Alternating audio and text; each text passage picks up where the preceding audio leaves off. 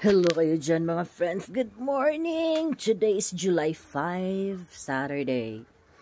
Nabalitaan nyo ba yung super viral na mangyayari today?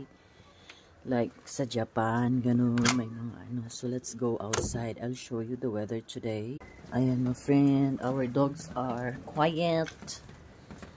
That's the weather. O diba? Tingnan mo naman yung panahon ngayon. Oh, makulimlim, parang sumabay sa mga balibalita. Sarap ng tulog ni Aki. Hi, Kagat, Kiara. Bakit, Kai? Sama ng tingin mo, Kai.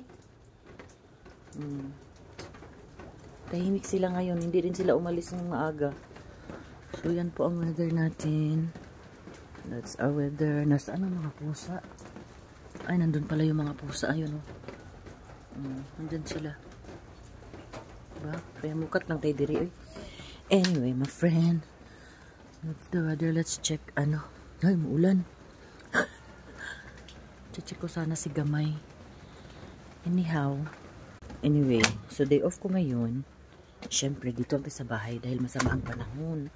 At saka dahil nga sa ang daming mga yung kumakalat na balitaan until now, doon sa Ryukyu, ano ba yun? Takora Island na more na ang kanilang earthquake. Anyway, check natin si Pedro. Hi, Pedro. Grabe naman ang binutas mo na. Ha? Sarap tulog mo dyan? Ano? Ba't parang pagod na pagod ka? Tinanggal mo pa yung sapin mo. Ha? Good morning, Pedro. Good morning, good morning. Good morning. Ha? So, ayun mga friend. Yun nga, yung July 5 nga.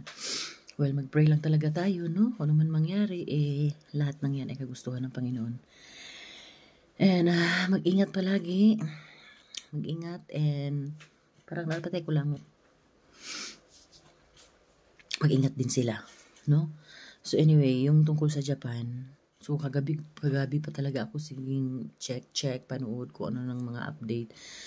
So, ngayon sa Takora. Anyway, kalimutan ko na pangalan. Basta, yung nag-record na ng in 2 weeks for 1,000 plus quakes in 2 weeks na hindi daw normal. So, mukhang may something yung manga predictions na yun. Anyway, ingat palagi sa lahat dyan. And good morning world. Good morning everybody. Take care. Bye.